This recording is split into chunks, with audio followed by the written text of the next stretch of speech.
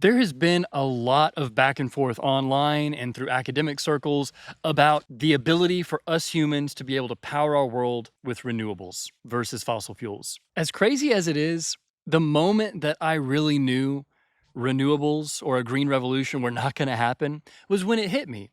Solar panels and wind turbines cannot create more solar panels and wind turbines. That sounds silly, but it's true.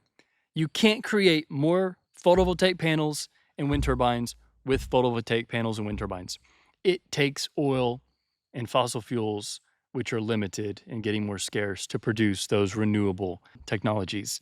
That's when it really hit me that we're not replacing our modern day society with a green revolution. It's not happening. I've been interested in sustainability since way before Acorn Land Labs was started. I've wanted to understand, what does it mean to be sustainable? What is sustainability and why should we care about it? And are there ways for us to be sustainable? In a nutshell, the answer is no. We can't be sustainable in our modern Western environment. The way we're living right now is this one-off freak environment that we're never going to see again historically. My aha moment came when I learned about energy return on investment. Back in the 1950s, when we had access to tons of cheap and easy oil, we could spend 1 barrel of oil to get 100 barrels of oil back. That was an energy return on investment of 100 barrels for one. Today, we spend 1 barrel of oil in terms of energy to pull oil out of the ground, move it, refine it, transport it. We get 15 barrels of oil back because we have got such less abundant deposits to access. That is when it really clicked for me. When we're spending 1 barrel of oil to get 1 barrel of oil back, we have no oil left over for the trucks, no oil left over for the tractors, no oil left over for your car. That's when civilization runs out of gas. There will always be oil in the ground long after we're gone. There will always be coal, but they are depleted reserves. They are substandard reserves compared to what we were pulling out in the 1940s, 50s, and prior. Energy return on investment was this massive concept that clicked for me because I was confused in the past. Are we going to run out of oil? Are we going to run out of coal? We're not. We're going to hit a point where we can't afford to pay to pull these elements out of the ground. And even today, we are using debt and other energy sources to subsidize the extraction of fossil fuels. In the North Sea, wind power is being used to help assist pulling oil out of wells up in the North Sea. Natural gas is being used to help subsidize energy processing. We have already passed the point where it's economically viable for us to be pulling oil out in ways that we had in the past. So now we're relying on fracking and other ways of pulling oil out through tar sands, which are incredibly energy intensive. So when you really wrap your head around energy return on investment, you can better understand things are going to get very, very, very, very expensive for us in the near future when it comes to energy. And our entire world depends on cheap energy, from the food that you're eating, to the car you're driving, to the home you're living in, whether it's heated or cooled in hot or cold weather. You need cheap energy. And we become addicted to it and blind to the reality that without cheap energy, we're not giving this level of life to 8 billion people. We're not even feeding 8 billion people. The too long don't read version of this whole video is our entire world of industrialism, our entire world of modernity is powered by oil and coal and natural gas. And when those items become too expensive to leverage for the masses, our lives are going to change dramatically. It's not all bad. It's not all good. From my research, it just is. So that's what we're talking about today. There's no sustainability for modern humanity, not the way that we live today. The lives that we've become accustomed to, they're not going to continue on. And it's not like we've got another 200 years of living the way we're living now. The lives we're used to are ending currently. We are currently in the midst of a long and ragged decline. And this might be depressing. This might be something that fuels your doomer predisposition. And if it is, you might not want to watch this video. We're not trying to sell anything with this video. We're simply trying to educate the views that I have been researching, compiling, and trying to better understand, to be able to position myself, my wife, my boys in how we're living to adapt to a changing world. And it's a world where what has been normal for the last 80 years is not going to be normal or typical in the next 80 years. Navigating a world of shrinking populations, declining economies, and depleted natural resources. What does that mean for our day to day, especially in Western countries or industrialized countries, which are one and the same? This video might seem like a very big departure from what we've put forward in Acorn in previous videos. We've always worked really, really hard to be very positive in Acorn videos. We don't want to go out of our way to be negative because there's so much to be thankful for. There's so many things to be positive about. But this video is going to tackle some very challenging topics, some very hard realities, and from my perspective, some very sad truths that we're coming up on as an industrialized globe. Because we have one globe. We don't have a second Earth or a third Earth. We've got the one. This video is a little hard for me simply because it is the culmination in my research that there's no sustainable way for my lifestyle to continue. If you're in an industrialized nation, there's no sustainable way for your lifestyle to continue. Solar and wind are not going to power the lifestyle you enjoy today. We talk about money a lot in our society. Money is a set of fake tokens. Energy is where our wealth comes from. Energy is the ability to grow food, build houses, produce cars, move, whether you're in an airplane or a vehicle. Energy is our wealth. We are not going to run out of energy sources. We're not going to run out of sunlight. We're not going to run out of oil. We're not going to run out of coal or natural gas. However, we are rapidly approaching a point where the cost to extract oil, the cost to extract gas, the cost to then process it, transport it, move it, use it, is going to hit a point where we can't afford to pull it out anymore. And I really don't see oil as a political thing. I understand you've got people on the far left and far right that get very passionate about this. I like to look at it as just a chemical, a set of chemicals in our universe that we've had access to. It's neither good nor bad, it just is. It can be used for good and bad purposes, but the reality is our ancestors and their ancestors built our world to run on oil before we were all born. And we were born into a world already running this way. Decisions had been made, the choices had been set. And my last 10 years has been trying to research and learn, how does this environment work? Can we use sunlight? Can we use hydro? Can we use wind power to provide the lifestyles that we've been enjoying in industrial countries, to provide the food that's been shipped globally to industrial and non-industrial countries? Can we continue that for 8 billion people? And my conclusion is absolutely not. Since the 1960s, our population growth rate has been steadily declining. We'll briefly hover here at that apex of population for a few years before it starts to slide back down. And our entire global system is built on growth. Everything from debt to the business cycle to the way that our energy systems work. It's all built on growth, all of our economies. Nothing is built on contraction.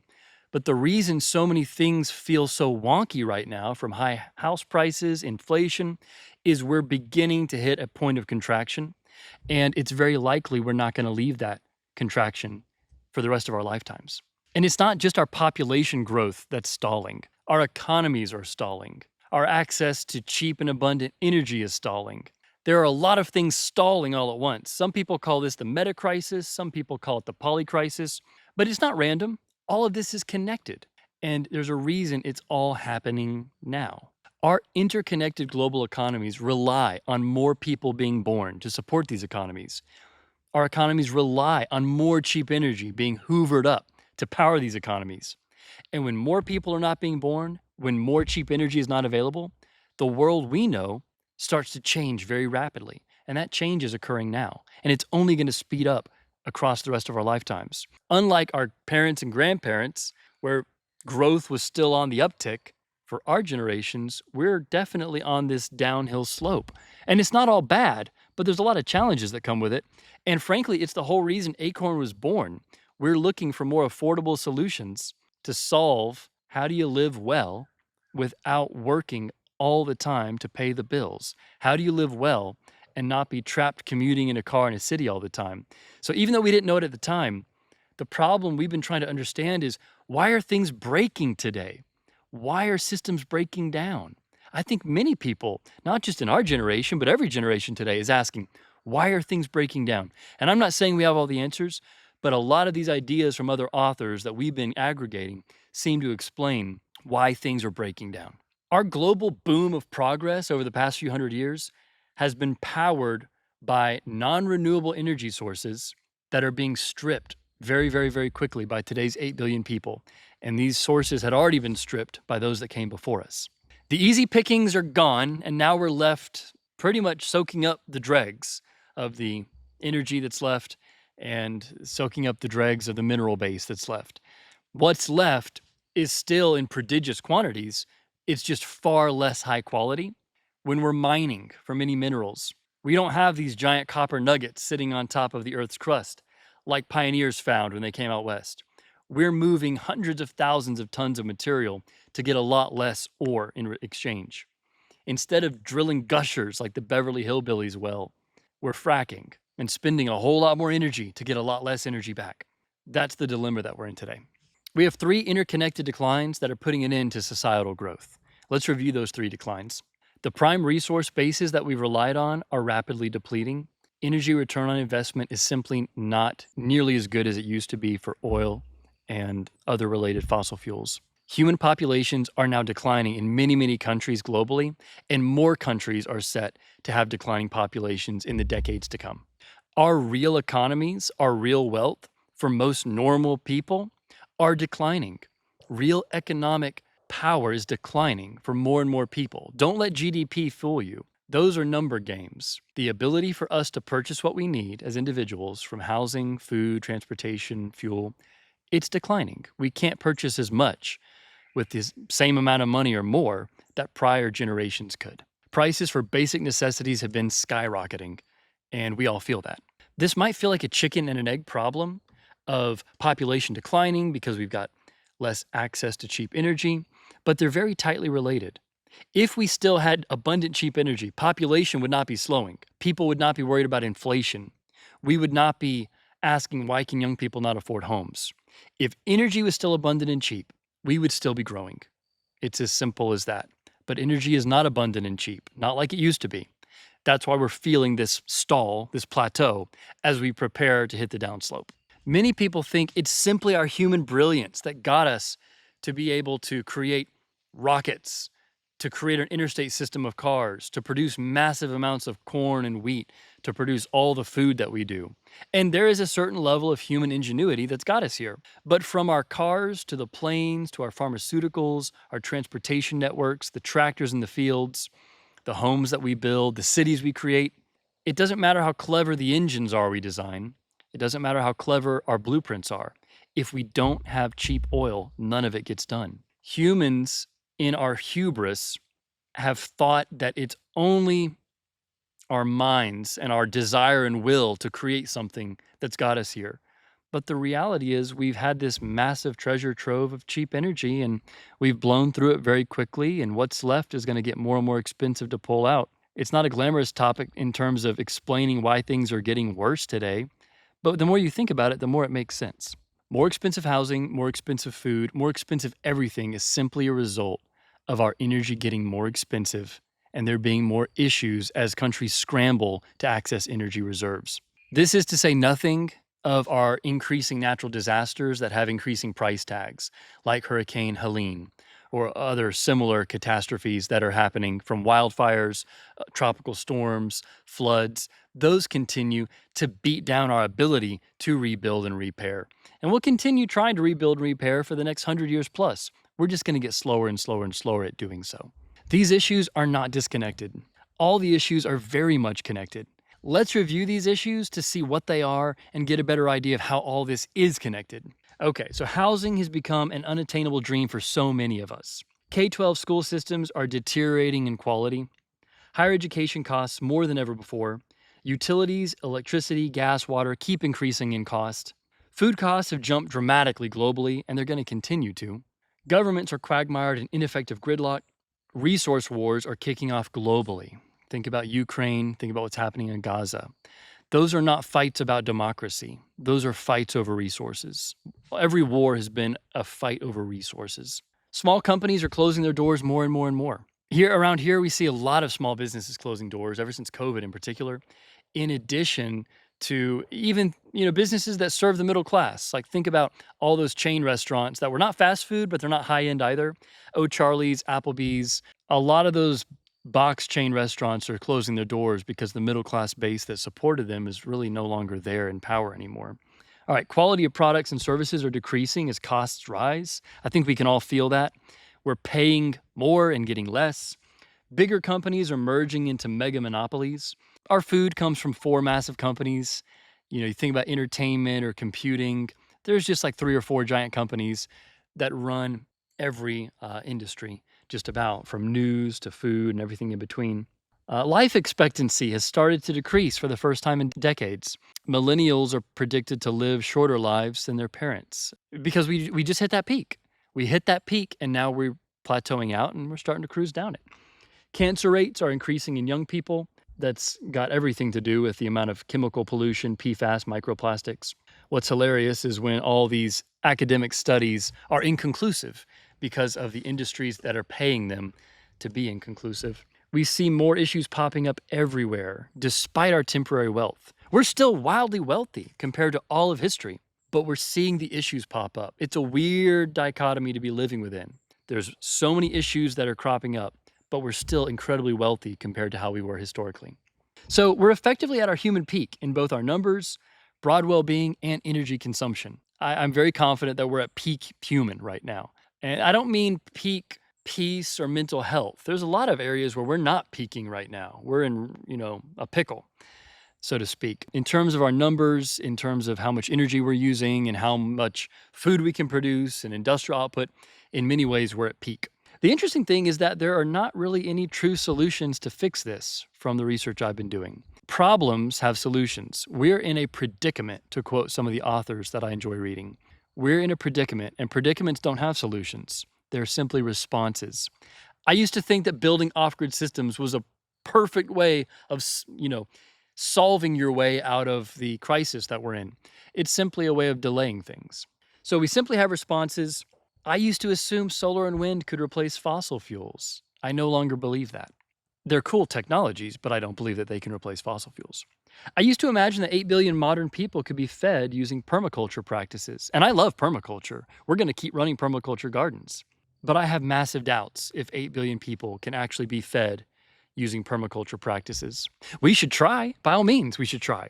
I just don't know that it's possible. What convinced me that we're not feeding 8 billion people with permaculture practices is simply looking back to history. The Industrial Revolution started in the late 1700s. In year 1800, there were 1 billion people on Earth. So you could comfortably say a pre-industrial world could support just under 1 billion people. Let's call it 800 million. Well, that was with an Earth that had way more resources and was way less damaged than our Earth today. So if we go back to not having the suite of technologies and energy we have today, how could we expect to support more than 1 billion people using old methods of production, methods that are very akin to permaculture? I don't think we can.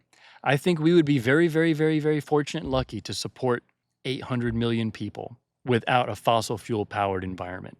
Without oil, we have no modern farming. Modern farming is what gives us the ridiculous amount of food that the globe has today. No oil, no modern farming. No modern farming, no 8 billion people. It breaks down to that. Pre-modern farming, we could support about 1 billion people in 1800. And it wasn't a glamorous life. It was not an easy life for people back then. Today, with a depleted Earth, without all the modern tools and technologies powered by cheap energy, there's no way we're supporting 8 billion people. We'll be lucky to support 800 million, if that. I used to believe in eternal progress and eternal technical development when I was in college studying computer science. After all this study, which they don't teach any of this in schools, but I don't think that that's the case. I think that we've lived in a culture where we thought progress would be forever, but progress is tightly bound to the energy that we have, and that's not forever. Now I see that modern life has been a brief and passing bonanza for humanity. As much as we'd like for all this to continue, it won't. And it's not going to end tomorrow. It's going to continue slowly declining and sometimes rapidly declining in a ragged pattern for the rest of our lives. This is not something that we're going to solve. It's not something that's going to be an overnight apocalypse like the Hollywood movies, from the belief that I've been culminating from the authors that I enjoy. So in many ways, we peaked back in the 1970s and 1980s. Where are the new moon landings? Where are the flying cars? I mean, for goodness sakes, where are the affordable houses? We don't have the future that was promised back then, and I think everyone knows that.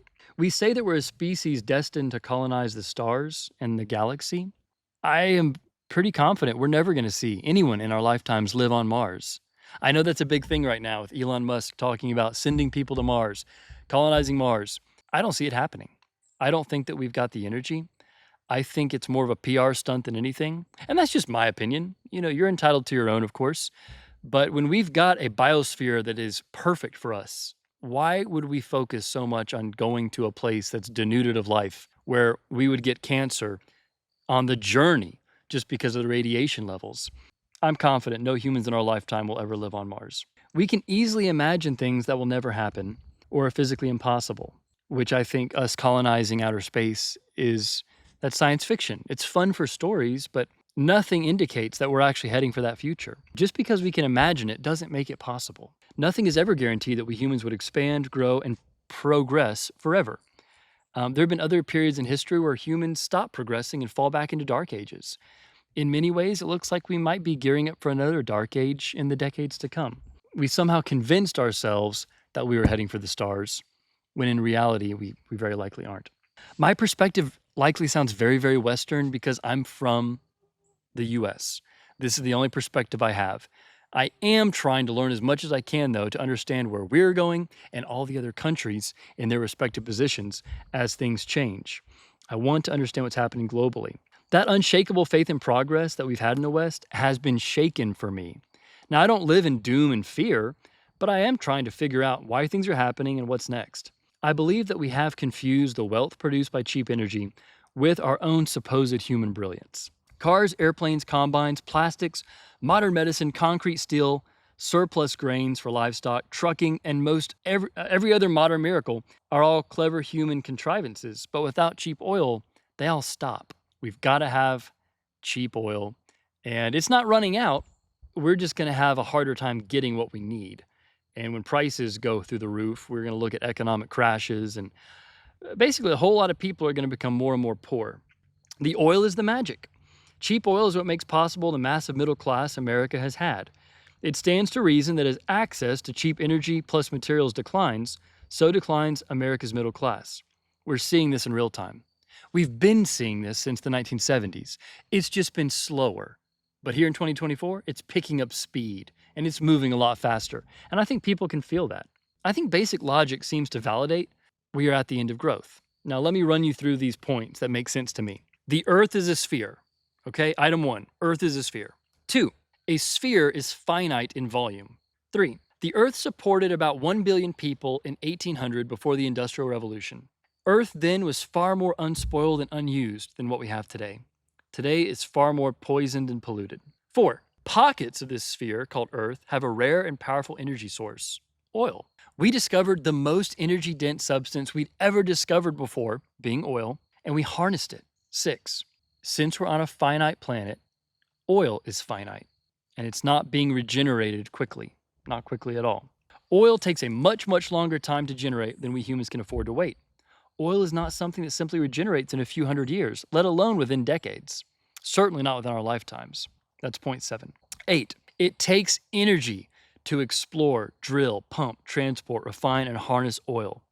That's energy return on investment, EROI. Energy return on investment is the energy we have left over from this process. That's what we get to use for farming and for driving our cars around. Oil is now critical to how we feed, clothe, house, entertain, and move 8 billion people. Without oil, no mega farms, no pesticides, no trucking, no cheap fertilizer. Point 10, if easy to gather pockets of oil were left, we would not be spending billions of dollars on deep sea oil rigs or take the trouble to frack for the last dregs of oil that are left around older oil wells or in shell formations. 11. On paper, we're extracting more oil today than ever before globally. But this does not reflect that we're drilling more than ever globally and getting less oil for our effort and energy invested. The EROI, energy return on investment, used to be spending 1 barrel of oil to obtain 100 barrels back in the heyday of American oil, circa 1950s. 13. Today, we're spending 1 barrel of oil to obtain 15 barrels back. This is a massively diminished EROI, energy return on investment. If you feel poorer, this is why we feel poorer. than the 70s. This dynamic makes everything more expensive: food, travel, housing, medical expenses, manufacturing, etc. 15. Money is not wealth. Money is just imaginary tokens, especially fiat money. 16. These tokens are just a paper system to make a claim on future energy. Your dollar bill is not wealth. Your dollar bill is a claim on energy. When you spend $10 to buy a burger at McDonald's, you're buying all the energy it took to produce that burger, to feed that cow, to move the beef, to harvest the wheat, to grow the lettuce, to pump the water.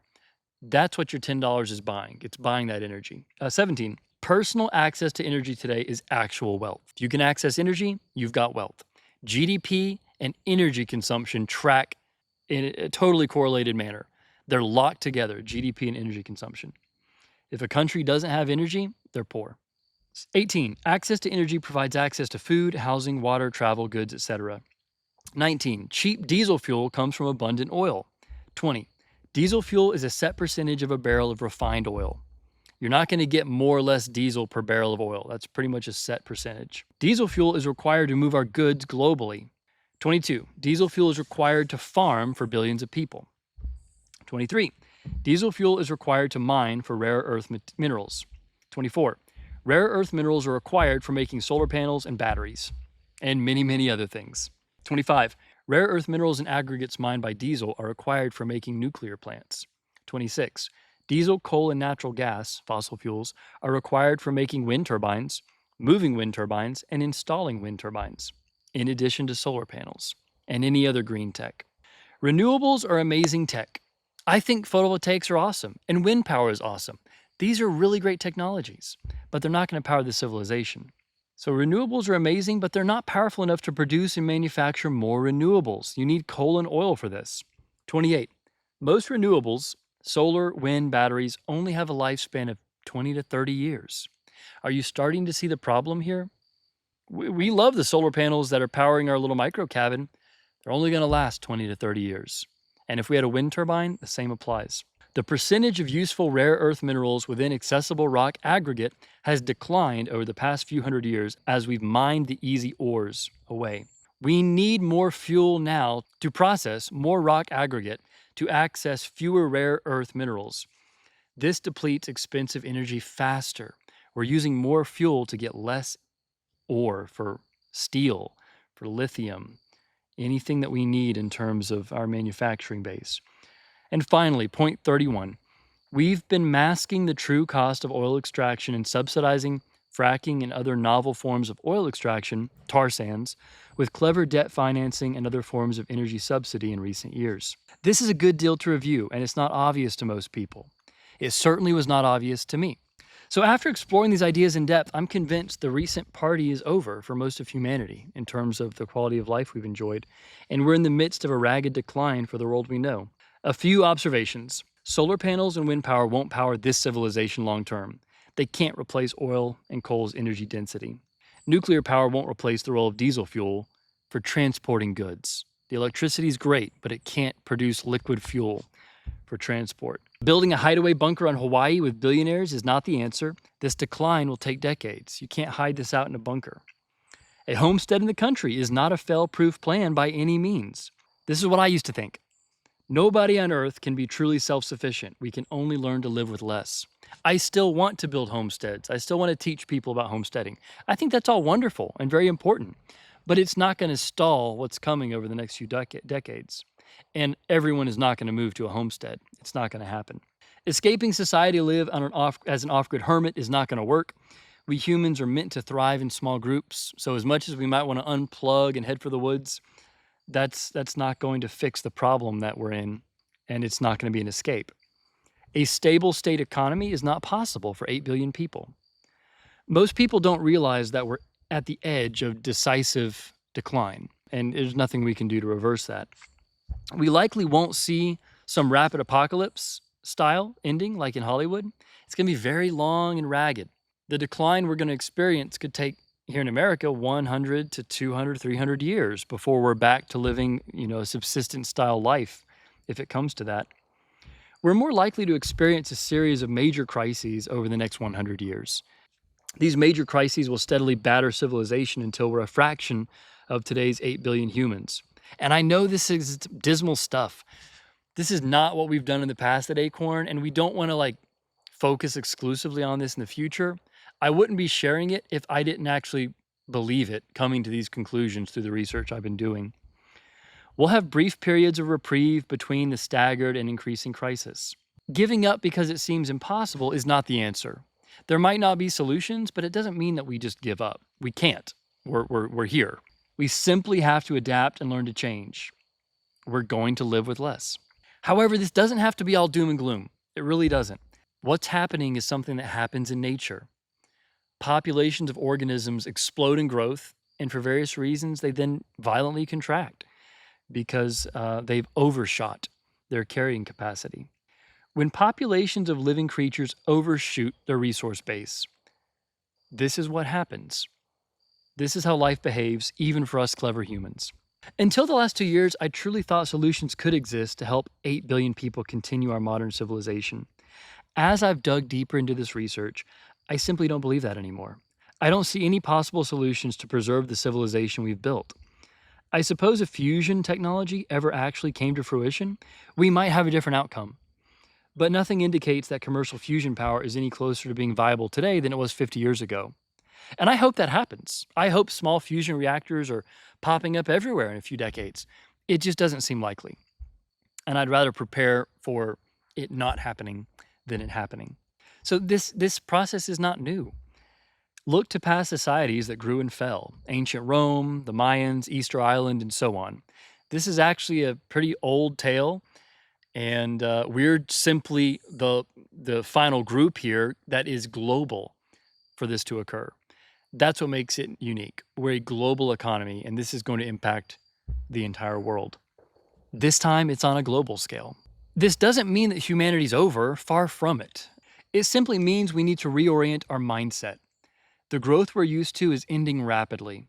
Soon, we'll be in long-term contraction from population, economics, resources. This will mean a few things for everybody. Less cheap energy to use, less jobs and more layoffs. There are going to be less people being born, less travel and vacations, less materialism and consumerism. We're going to have less waste and excess, less eating out, less processed foods, smaller homes and simpler pleasures. This will also mean, if you're preparing yourself well, more time with family and less time commuting, more time reading and less TV, more gardening and less Walmart, more DIY projects and less time in a cubicle, more skills that you're building and less money that you're receiving to pay other people to do the things you need done. Hopefully we'll see more creativity and less mass consumer culture, more focus on relationships and spirituality and less TikTok, Facebook. We're probably going to see more beans and less meat as energy constrains us, and I know that's going to make some people mad. I love a good steak. I love a chicken burrito. It's a privilege and it's a luxury to have these things. I wish everyone could. But in an energy-constrained Earth, everyone cannot have that today, and fewer people will have that tomorrow. And finally, we should have more gratitude for what we do have. The next 75 years leading up to 2100 are going to be very, very hard for billions of people. There's no getting around that. Especially people in Western countries who no longer have practical skills. Let me reiterate that. I'm not saying it's going to be hard for people in third world countries. It will. It's always been hard for people in third world countries. But it's going to be very hard for people in developed industrial countries, more than any of us can possibly imagine, because we're so used to leaning on all of our technology. And that technology is going to be fading away as cheap energy fades away. Subsistence farmers in Africa will likely have an easier time with the world to come than your average American who doesn't have the right skills or mindset. It stands to reason we'll have a small fraction of 8 billion people left after 2100. I'm not going to make predictions as to how many, but I'm confident there's going to be a lot less than 8 billion people here when 2100 rolls around. And many people alive today, youngsters, will live to see that. Will live to see the late 21st century, no doubt. This doesn't mean we're going to have an apocalypse, but we will lose people globally, perhaps more rapidly than expected. People are not having many babies. This is the main driver to less people now. This is due to both social and environmental factors, PFAS, microplastics, and chemical pollution reducing fertility. Rising costs also deter people from having children. People who are unwilling to change will have a hard time coping. People who don't understand that we're now on a downhill slope of growth will be confused, frustrated, and scared by the unexplained decline in what they thought was normal and guaranteed. We are seeing more casualties in resource wars today, regrettably. Tragically, we might see more famine in parts of the world as our industrial ag systems fail to deliver as they have in past years. This is already starting, actually. While it's tempting to become depressed or to have a doomer outlook on this prognosis, I think that's not a productive path to walk. Change has always been part of history. For Western readers, consumerism and modernity don't make you happier past a point. This has been clearly proven over the past 80 years. In fact, rampant consumer culture and digital media are proven to make people sicker, have more mental issues, and skew our view of what a truly good life is. Don't get me wrong, many aspects of industrial society have given humans huge benefits to quality of life, longevity, and well-being. Don't get me wrong, many aspects of industrial society have given humans huge benefits to our quality of life, longevity, and well-being. I say we try to keep as many of those sensible benefits as we can. We just passed the point of diminishing returns a long time ago for our material wealth. We're at a point in history where a vibrant social life has been replaced by toxic social media. Fast food restaurants are located beside dialysis offices. We've hit this point of insanity where all of our wealth is not helping us anymore, it's hurting us. Technology is not all or nothing. This is something people really need to get their minds around as we start to slide down the other side of growth. We don't have to choose between iPhones and living in caves. There are so many options in between. Who is tired of a cell phone and might prefer a landline once again? Can you even repair your computerized car today? Isn't it funny how many older products were simply made better or had a pleasant simplicity to them? We're going to go back in time a bit. Personally, I'm tired of upgrading iPhones and I won't ever buy another one. Same with my MacBook. I'll fix them until they're 100% dead and then buy a flip phone and then buy a used PC. I'm tired of the never-ending new tech game, and I think many other people are as well. We're going to be gradually forced to give up many technologies in the coming decades. However, plenty of old technologies will prove to be very useful in our downhill journey on the slope of fading progress. Think about battery-free tools, real printed books, and backyard gardening methods, to name a few useful methods and tools. I'm not saying that this is 100% accurate and will absolutely come to pass. However, the data that I see does point in this general direction firmly. God willing, there is not a massive and painful decline. If there is, I pray it's a slow decline rather than very abrupt. It will likely be a series of jolting crises playing out over the rest of our lifetimes. Frankly, this is what we've been seeing since the 1970s oil shocks. But it's been more pronounced since 9/11, followed by the 2008 great financial crisis, COVID, and the current wars that are beginning. The next shock could likely be a depression, or a Great Depression, between now and 2030, give or take, or an energy crisis spurred by the conflict abroad and the decline of U.S. hegemony and dollar dominance. All signs point to more shocks and declines being rapid by the 2030s to mid-century. Tragedy is a part of history. Many modern humans have enjoyed more abundance in the last 100 years than most humans ever have in history. Nothing grows forever, not even the schemes of humans. No politician would ever share this view publicly. It would be career-ending. No corporate executive would ever share this view publicly. It would tank their stocks. I'm not a politician, and I've got no corporation with stocks to tank. And this is the conclusion I've come to, so I'm going to share it. And I'm sure we'll still have subscribers leave and people not like it if they don't like the message, but I do feel like it's something that's worth sharing if you have been paying attention to what's happening. No country will voluntarily start preparing through austerity. People would riot. So we're not going to prepare for this globally, civilizationally, societally. We should have started preparing for this in the 80s, but humans don't work that way. We're going to put pedal to the metal and gas it until the car falls apart.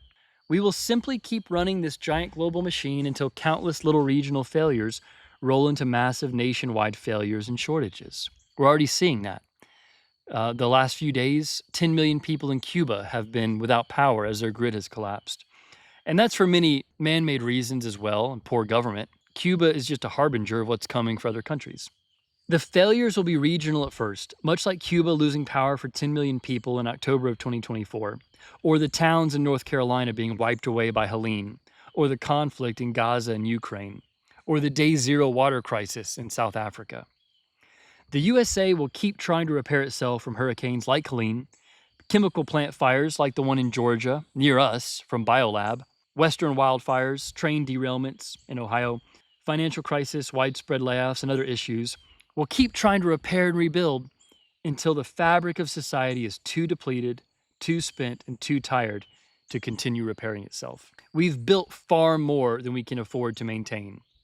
My own county that I live in is $1 billion behind in roadwork, and we'll never have the tax base to cover it sustainably. And we're still growing. We're not a declining Rust Belt county. We're in the Sun Belt.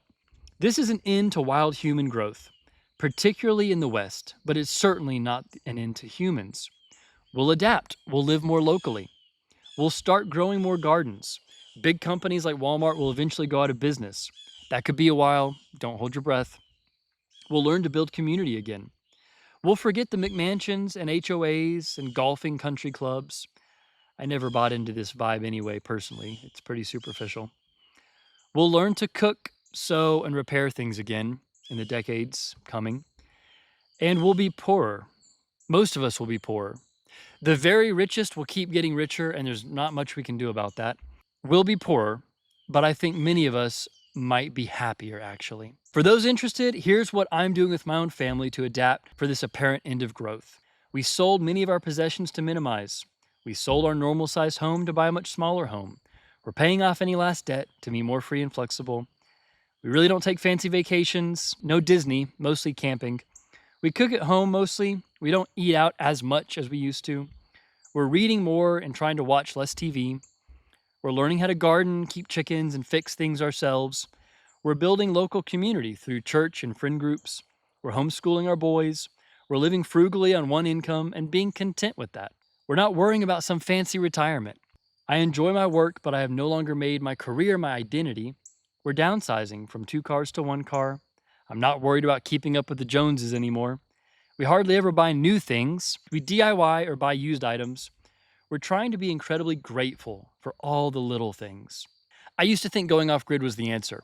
It's a wonderful thing to do, but it's not going to be a solution for everybody in the challenging days to come. I hope this hasn't been a bummer. We're simply trying to get more people just aware of the overall dynamic with what it means to be accepting the end of growth and adapting to the end of growth. I've linked to all the authors at the bottom of this video who deserve credit for exposing me to this interrelated collection of ideas. Let me go ahead and just read off those names so you understand the thinkers whose work I'm pulling together here to make these conclusions. Art Berman, a geologist. Sean Pruitt, a Texas oil man. John Michael Greer, a philosopher. Nate Hagans, an ex-Wall Street professional. Jim Kunstler, a pundit. The Honest Sorcerer, a blog. He's an engineer. And William Catton, a sociologist. There's many, many others, but those are the primary authors. Thanks for sticking with us. Next time we'll be more positive.